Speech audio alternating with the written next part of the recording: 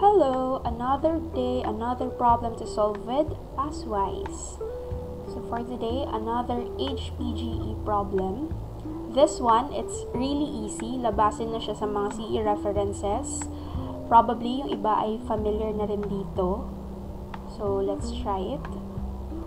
So let's read the problem. A bucket with water 0.5 meter depth is carried inside an elevator with a velocity of 2 meter per second. Evaluate the pressure in kilopascal exerted by the water at the base of the bucket if the elevator is traveling upward. A 4.905 kilopascal, B 6.905 kilopascal, C 3.905 kilopascal, or D 5.905 kilopascal. So ito, labasin na siya sa mga CE references, sa mga past board exams. But this time, may twist yung problem. So let's find out. Solve it. So this one is under liquids in relative equilibrium.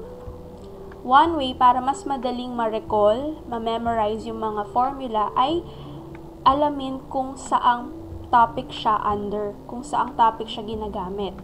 That way, kapag nakita mo yung problem, na-identify mo kung anong topic siya, mas madali mo ma-recall kung anong gagamitin mong formula. Hindi siya na-jumble-jumble sa utak mo.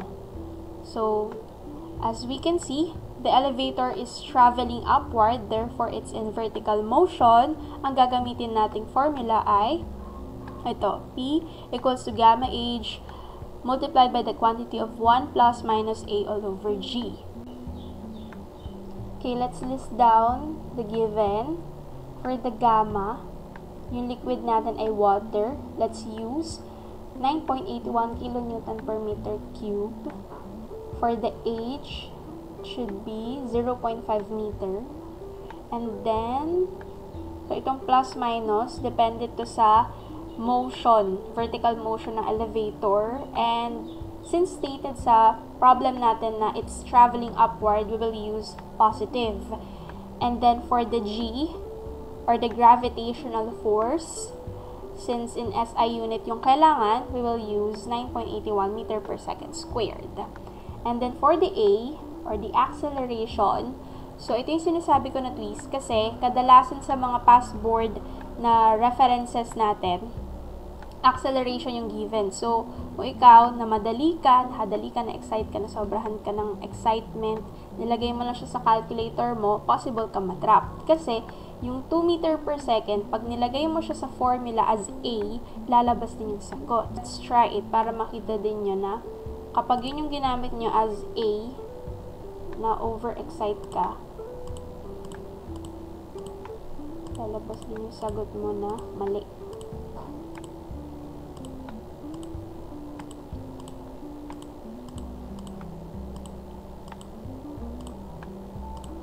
.905, ayun, nasa choices din. Sayang ang 1 point. Kaya kailangan, basahin mo mabuti muna yung problem bago ka magsagot. Basahin. Okay.